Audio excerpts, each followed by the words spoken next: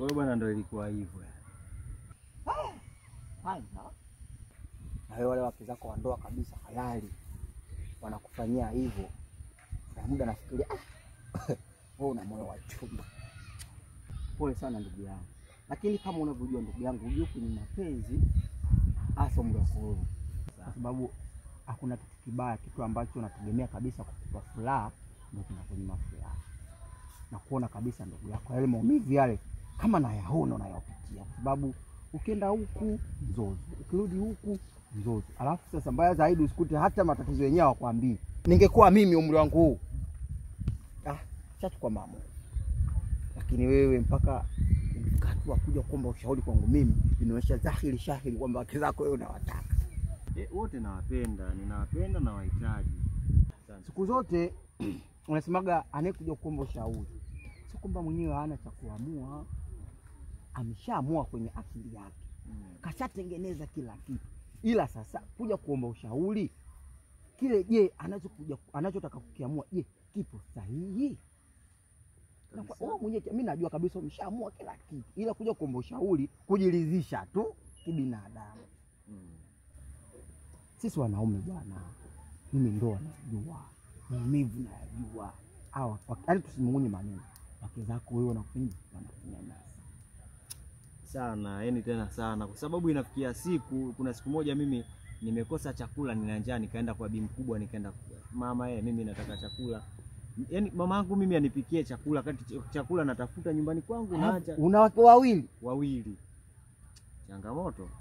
Lakini ninachokiona mimi hapo na changamoto unazopitia, kwa sababu ukienda huku umesikia hivi kwamba ndugu yangu mpaka sasa masikio yamekuwa marefu haya. Ukienda kwa mke mdogo amekuvuta sikio hili, ukienda kwa mke mkubwa amekuvuta masikio hili. Pole.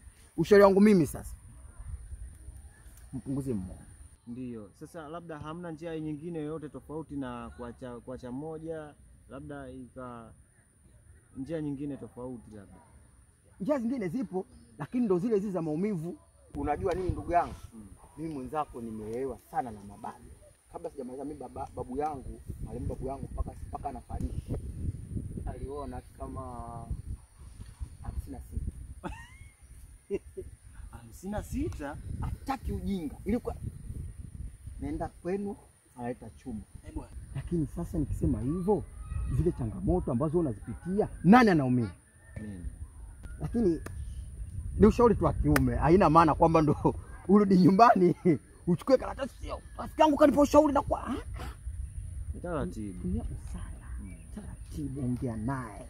Kwa hiyo ninachokushauri mimi, angalia tunda gani ambalo wewe unalipenda zaidi, ndio niwe nalo. Naam. Hapo umemaliza, umenifilisi. Basi sawa, mimi nashukuru sana kwa ushauri. Pole bwana ndugu yangu. Basi sawa. Una ujasiri. Mimi bwana naenda kushona nyavu kule, niingie kwanza baharini kwanza. Pole sana ndugu yangu bwana. Asante sana. Changamoto za kimaisha. Ila karibu nyumbani. Labda unaweza siku moja ukakaa ukasema naye shemeji yako nini, anaweza akapoa. Mimi sio kungwi bwana, lakini wewe. Haya poa bwana ndugu yangu. Poa, ina shida. Pole bwana. Mashemeji bwana. Sawa basi ndugu yangu, mimi nitakuja bwana. Kazi njema kaka. Haina shida. Hizi changamoto nazo hizi bwana.